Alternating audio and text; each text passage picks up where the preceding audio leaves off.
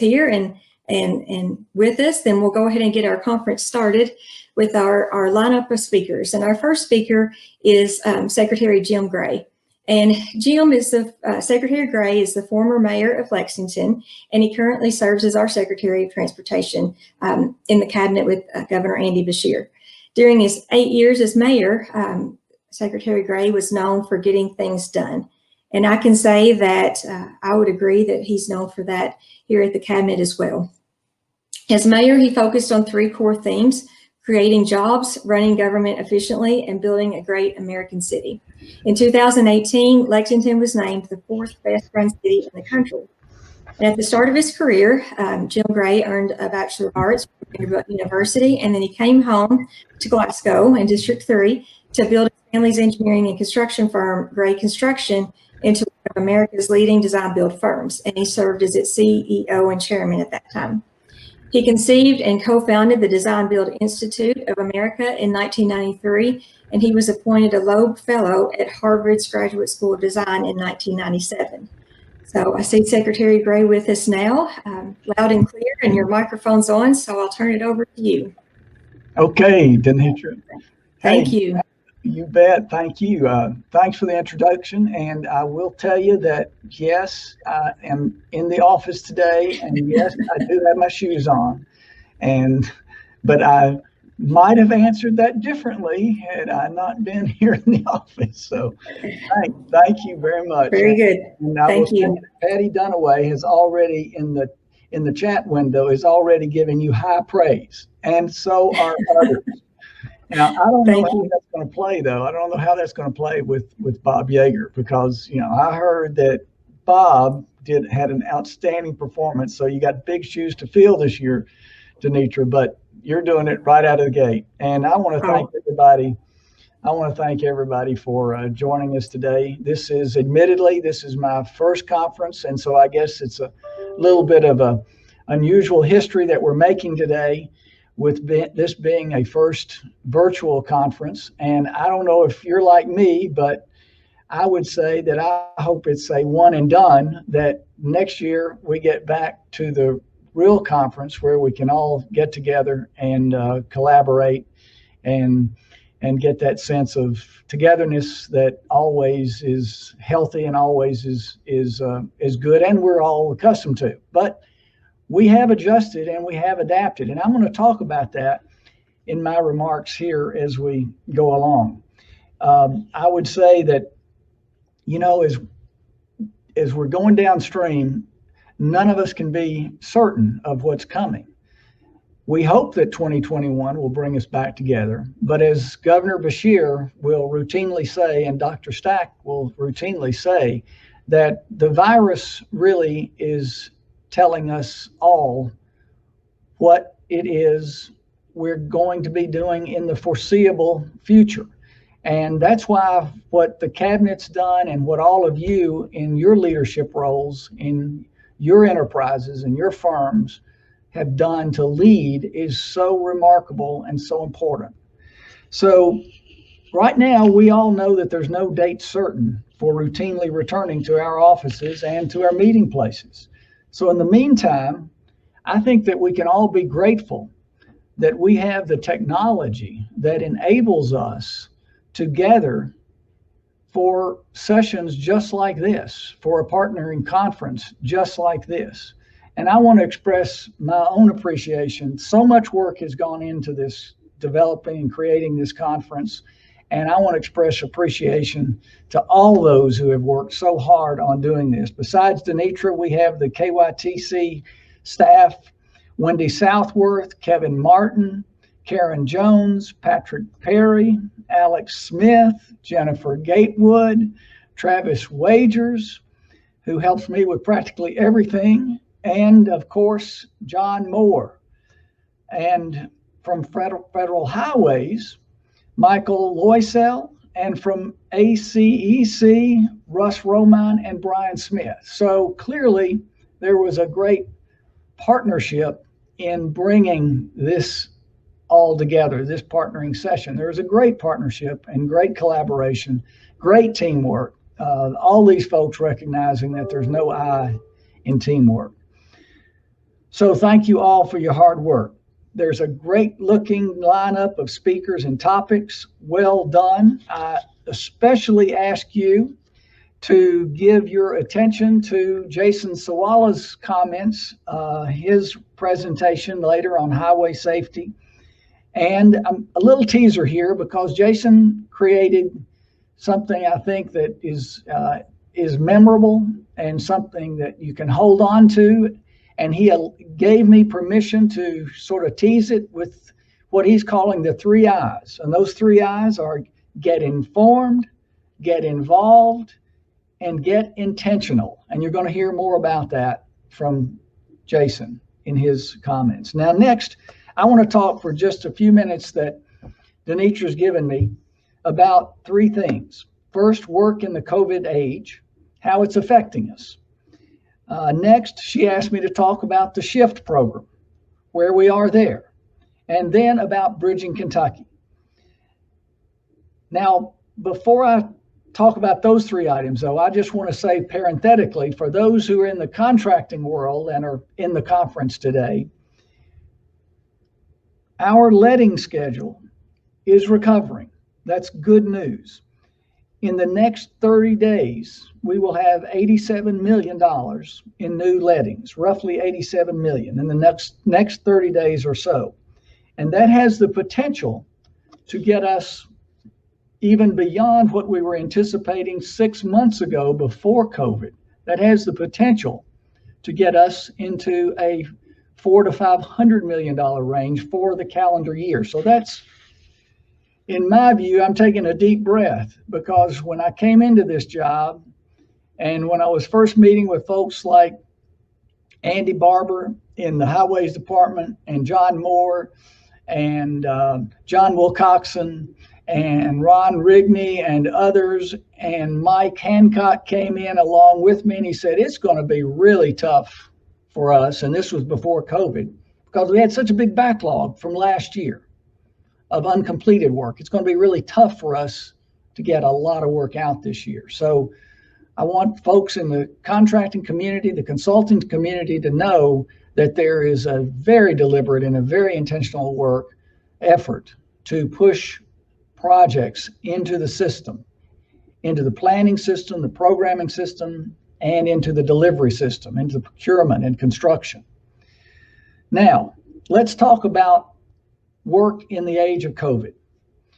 I would say that there is not one of us who understood what lay ahead of us when the COVID pandemic changed our world less than just a few months ago. It's led to unprecedented changes in how we do our work, and primarily the fact that many of us are working from home, remotely. Now, you're going to be hearing about this from some of the speakers after me. So I don't want to steal anybody's thunder, but we've learned a lot. We've learned that because of technology, on account of technology, we were able to adjust and adapt. In fact, we may have even surprised ourselves at how quickly we've been able to adjust and adapt. Earlier, I mentioned Travis Wagers and how much he's helped me. Well, Heather Stout and her whole team, of course, have been just awesome, the IT team to work with in making this transitions and making these adjustments. In hindsight, now it may have seemed like it was no big deal, that it just occurred seamlessly, but it took enormous planning and coordination and determination to get this done. And that's continuing. The first thing we had to do in this new age of COVID was to try to protect the health and the safety of our employees, and also the health and safety of our contractors and their employees. We put into place the governor's healthy at work protocols, washing hands, wearing masks, maintaining social distancing, self-assessments, including temperature checks. When I would visit some of the districts and have visited and some of the maintenance facilities, it was so impressive to me that how these folks are following the protocols that our leadership, our chief district engineers, their leadership has been able to demonstrate and to encourage. Many of you know that to help our employees, a new category of on-call leave was created, and we adjusted some long-standing policies in the interest of good health. For example, many of you know that we've often carpooled in state vehicles for the sake of emergency and thrift, but you can't do that, of course, and maintain distancing that's necessary today. So our crews have been allowed to travel in solo or individually. We've had to plan for some worst case scenarios as well, where someone becomes infected and an entire crew then has to quarantine. Our chiefs and our maintenance folks just last month in the heat of August were of course planning for ice and snow.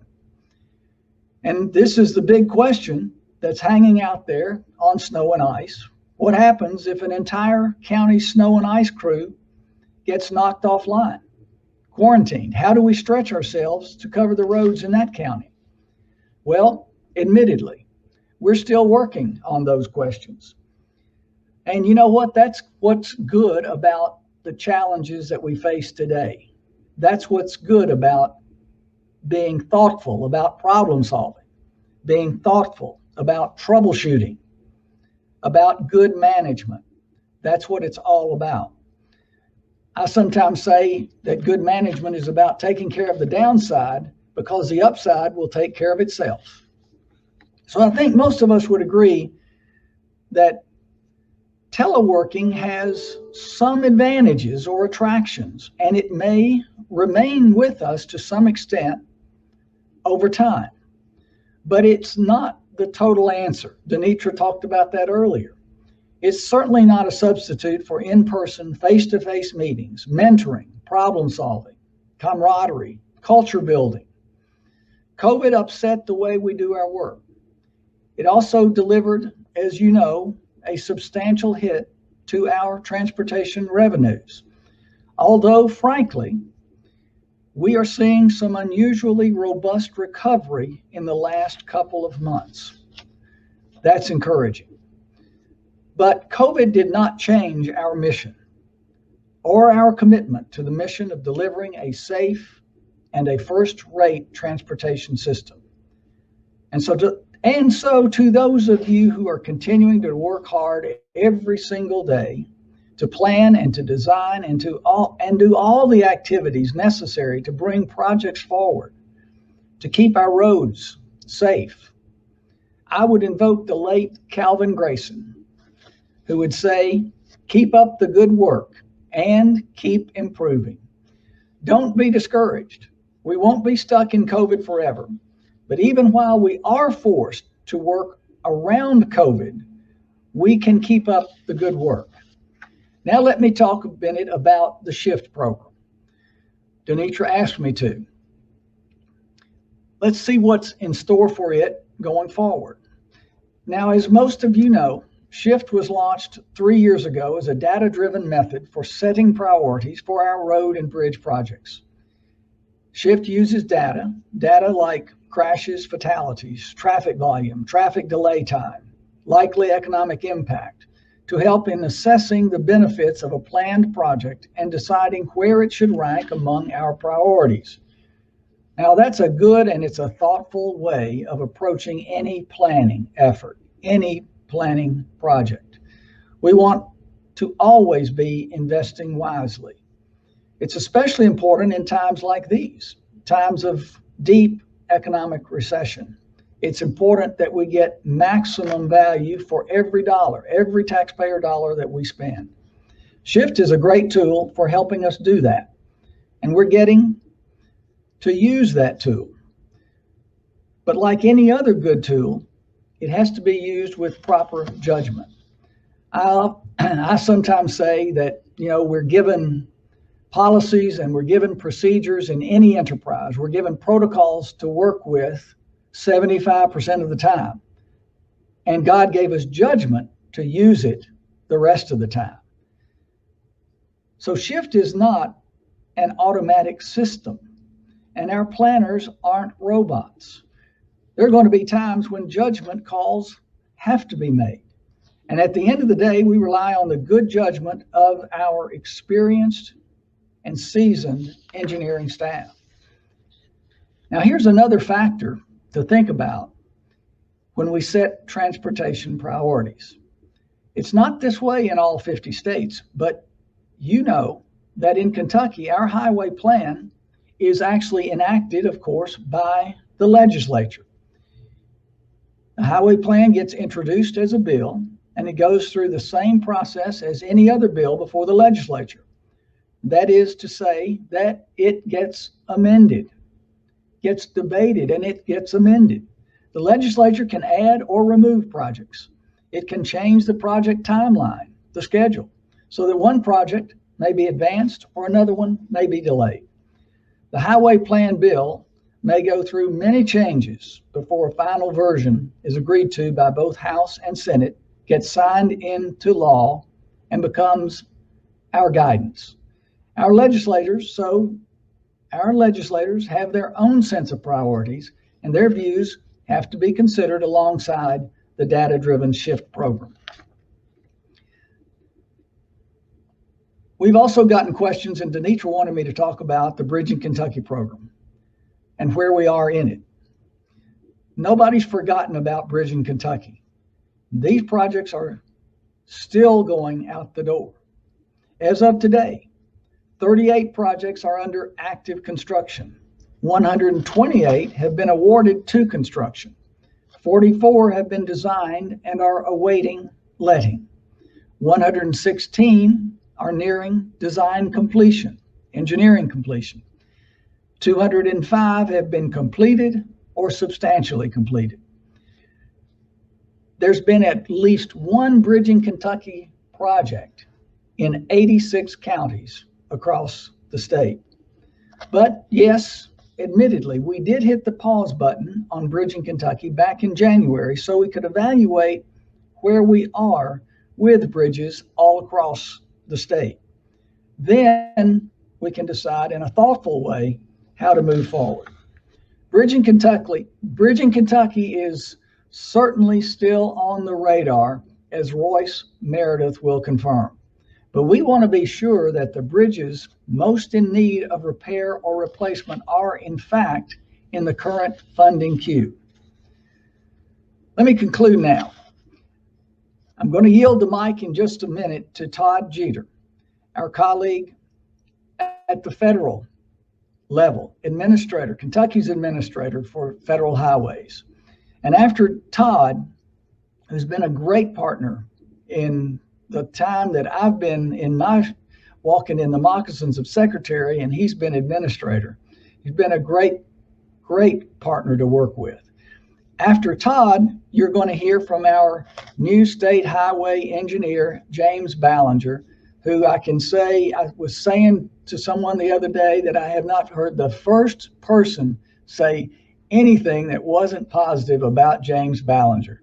And that's something that James can certainly be proud of, and we are all so happy with him being in this role.